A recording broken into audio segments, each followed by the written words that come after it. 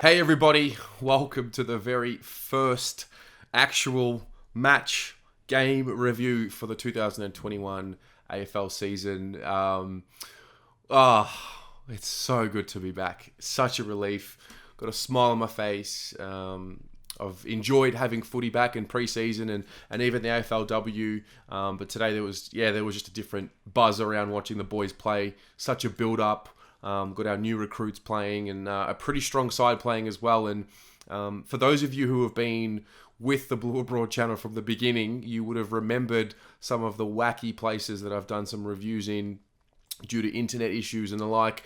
Today was very much one of those situations. Long story short, I was in Bendigo for work, finished up right on 11 a.m. and basically parked on the side of the road to watch a quarter and then started driving towards Melbourne to then park on the side of the road and watch another quarter and so on and so forth. And I had it was a bit old school. Yeah, watched it on my phone, had my notepad with me and hand wrote notes. But it was great. I was just got a pep in my step and so many things to unpack. And I'm looking forward to getting these reviews and player ratings done. I won't be doing a player ratings video for the pre-season games just yet. I just feel like I'm not really in that mode just yet. I wasn't really watching the game today for the win. I was watching the game today more so to see how we play, how we move the ball, how our new recruits fit in, the synergy, any improvements, the little things, and there was plenty. There was plenty on display today, and I basically want to start the conversation as I always do here and have you guys end the conversation in the comments below. Although if you are watching this today, the day of the practice match, we're going to have a fan cam session at 8 o'clock tonight. So feel free to join in on that and share your thoughts in video and we can document them and see how they go throughout the rest of the year. But look, first quarter, some of the things I noticed straight off the bat, Jack Martin presenting well up forward, Doherty to Sard, real quick ball movement. This was a theme throughout the entire game, wanting to get Sard the ball and wanting to get him the ball really quickly off a mark. And we look to really want to move that ball forward quickly. It's something that was spoken about towards the back end of last year and even in the preseason when we did go and get Zach Williams and Adam Sard. I thought that was evident from the very first bounce. I loved what I saw from Sam Petrevski-Seton today, and what I mean by that is he was sprinting off half back to get a handball receive in the midfield. I saw him push up the ground a little bit more today than what I had seen, for the better part of the last 12 months. But I was happy to see that. I thought Cripper looked really lively early. I thought Mark Pitternet looked really lively early, and he ended up having a really good game and kicking a couple of goals as well. There was the first Adam Sard sidestep in that first quarter, which just had me, eyebrows raised, just wow, he's going to be exactly what we needed, particularly when we talk about isolating Harry Mackay up forward and getting him the ball, in situations that are uncomfortable for defenders. If we can isolate him and get that ball in quick through, guys like Adam Sard and Zach Williams, who always look to move that ball forward, I think we're going to be held in good stead. Having said that, I thought Harry was relatively well held for the better part of the first half. He had some opportunities, but I thought he wasn't dominant as what I would have loved to have seen. But obviously, it's that first hit out. They've had a layoff. They've been training against each other. Naturally, there were going to be some jittery, some nerves, and some rust. And I think also going back to full quarters, there was a bit of a patch probably in that end of that second quarter where it just looked a little sloppy. And that's all to be expected. And like I said, I wasn't really looking too much for the result. Having said that, you never want to be losing a game to Essendon or losing a game ever. But it was more about how we played. Some more bursts. Even Callum Moore had a nice burst out of the ruck there, and it looks like we're going to need to pick him up at this stage, in my opinion. Obviously, TDK, he's not as unhealthy as what we first thought. He's settled down well from that injury, but it just seems like you just want to have that extra body in there just in case. Callum Moore looks like the type that can fill that role, but we'll wait and see how that goes. I thought at the end of that first quarter, I thought we looked a little bit more sloppy, and that's as I was just saying. It just seemed like because we're going back to those normal quarters, what they were maybe used to in 2020 wasn't the case here, and that's when the fatigue kicks in, and that's, like I said, perfectly normal. Second quarter, Tell you what, Paddy Dow with that sidestep had me saying, wow. That was just after Fisher caught Dyson Heppel for his first goal. And I mean, overall on Dow's game, I was really just happy for him. Honestly, happy for him. He kicked his 2 goals. He had the sidestep. He had the strength through the hips. He even had a moment, and this for me is the symbolic moment of the day for Paddy Dow. He had a moment where he got pinned holding the ball. It was pretty much what we have kind of come to see from him over the last 12 to 18 months. You can sort of see him second guessing and maybe not thinking quick enough to make a decision. He got pinned holding the ball, and my immediate mindset went to, okay, how's he going to respond from that? Because maybe he would go into his shell in games gone by, but he didn't. He kept going, and I was just really happy for him. And yeah, his second quarter was really impressive, and I thought he really kicked on. There was that perfect kick from Mark Murphy to Mark Pitternet under pressure. He sort of ran towards the boundary line in our forward line, and it was a low bullet. And I really liked what we did there with Murph, playing him across half forward there, and he's a creative option there. It does open up a midfield spot, I think, or more midfield minutes, I think. And I really did enjoy him forward of centre. I think that's where he can do his best work, particularly when we're talking about getting that ball from, let's say, 80 metres or 70 metres into that 40 metre range and getting a shot on goal for a guy like a Harry Mackay or a Jack Silvani today, or a Mitch McGovern and a Levi Casbolt in games to come. And I think that's important. I like how he can link up with guys like Gibbons and Fisher and Martin, and then Williams in the midfield. So I really did enjoy seeing that.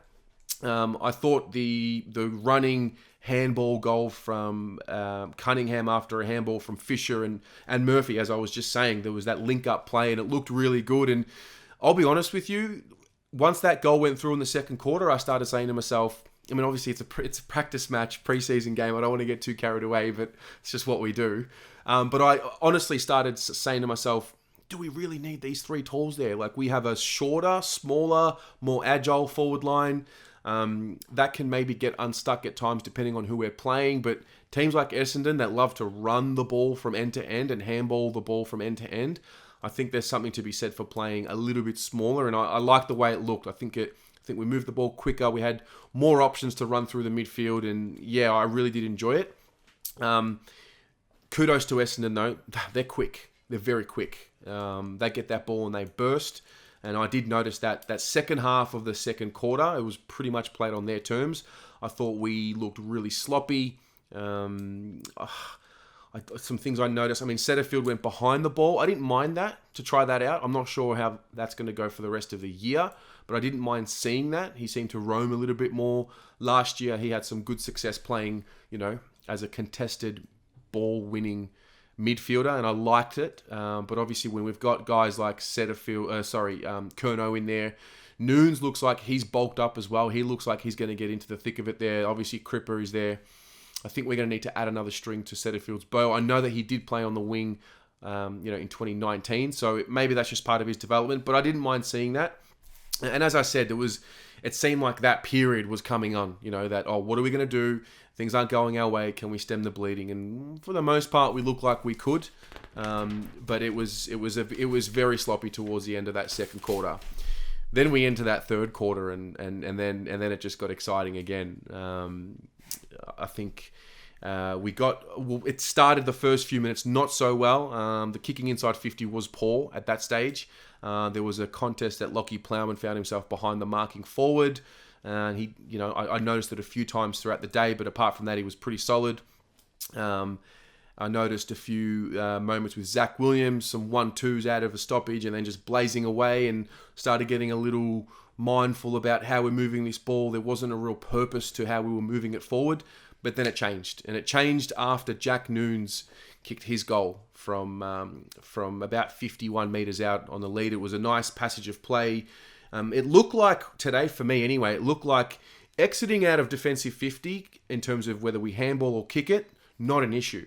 Not an issue whatsoever. There's synergy, there's good kicking, and there's good positioning. It's just sometimes when we go from that kick, inside 50, we just don't have that same composure. However, this goal that Jack Nunes did kick came from a composed passage of play where we sort of switched it around the 50-metre arc, and it was good. I think Fogarty had one of the kicks in there, and He looked good as well on another note. So after Nunes kicks that goal, then comes, the moment. There was, a stoppage, centre. It was Dow who won the clearance to Adam Sard, who ran through, who didn't have a lot of room. And one thing that won't get spoken about, because it was the play that obviously happened, he kicks it to Cripps and Cripps kicks the goal. But what won't get spoken about is Mark Pitternett's shepherd for Adam Sard to have that little bit of room, which became a lot more room, which allowed him to sprint into it and then kick to Cripps forward. And that happened, and I'm starting to think, Paddy, thank goodness, because this is really what we need from Paddy. We need him to be strong in the contest. I even thought he looked good tackling as well. So that was a moment there that I'm sure you've all seen on Instagram now. It was the best passage of play for the day. I really loved it. And that's something we need to add to this group.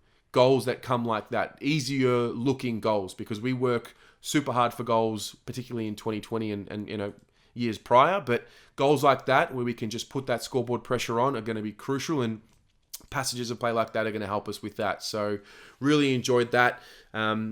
Moments later, there was another Paddy Dow moment. He had like a sidestep, and then that's the key moment for Paddy. It's the sidestep's always been there. It's just a matter of, does he have the composure to execute the kick right after the sidestep? And on this occasion, he was able to do that. He hit up Harry Mackay on the lead, which we didn't do much of early in this game, but we got better at as the game went on. Harry goes back, slots the goal. It was a set shot routine as well, which was exciting to see, as opposed to running around the body and snapping. And at that moment, I was just, I was loving it, really enjoying what I was watching. Then there was a goal to Murphy, thanks to a Jack Silvani, position. He roved it really well, and then it just sort of capped off Murphy's day. Then there was a Sam Petrevski-Seton kick to Zach Williams for Zach Williams' goal.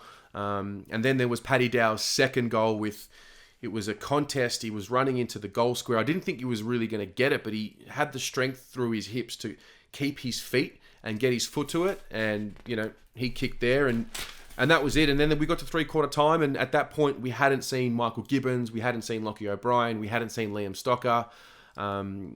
We had a contest early in the first. Harry Mackay looked a little sore. Obviously filming this after the game, it turns out it's just a rolled ankle. He's going to be fine. Nothing too serious, but, it does go to show, touch wood, if Harry does go down, we're really thin, in tall forward, in terms of our stocks. And, Mitch McGovern didn't play today. He's had a hamstring issue. Levi Casbolt had a bit of a minor knee issue. So something to kind of worry about, just be mindful of. We need to make sure that these guys get healthy for the season ahead. I think Wiedering almost hurt himself as well in the fourth quarter. He sort of grabbed his ankle.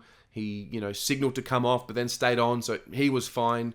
I thought Pitternet, he took a massive mark in that fourth quarter, contested mark, went back and kicked a goal. That was his second, which was super impressive from him. And then really there were a few key moments. Gibbons had an elite pickup, probably would have been about 5 minutes to go, but I'm looking for moments from these guys who had just come on, and I thought he and Stocker played really well considering the limited game time. Bit disappointed to see Stocker play such limited game time. He doesn't strike me as a guy that's just a burst player. He strikes me as a guy that needs, a good half to get into the feel of the game, but he looked lively in the middle. He had a shot on goal as well. Gibbons looked very lively, as he always does. Lockie O'Brien, I think he had 3 or 4 touches. Very hard to judge, but he looked okay without, being able to give too much of a review. And we came out victorious. We scored 95 points for the game. The scoring looked better in the second half. We tinkered around with some things. I love the ball movement in defensive 50. I think the ball movement, in the forward 50 needs some work. But listen, it was the first hit out against opposition that are not our own players. It was exciting to watch them play again.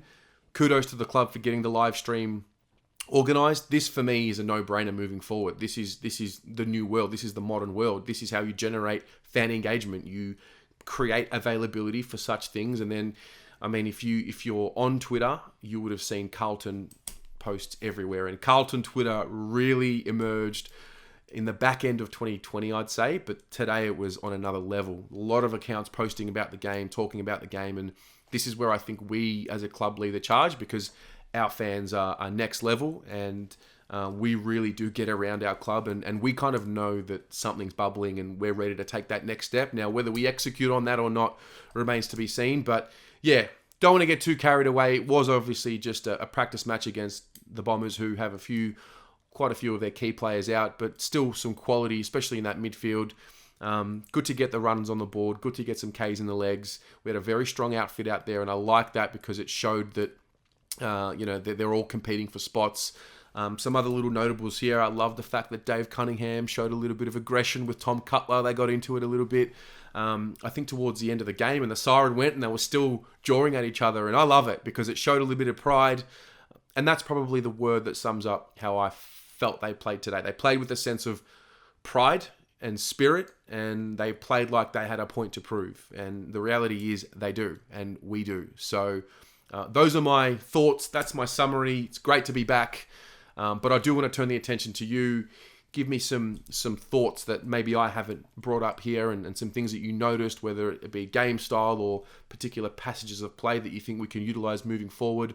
I want to know all of your thoughts. Share them with me in the comments below, and I'll see you tonight for the fan cams. Have a great one, and go the Mighty Blues.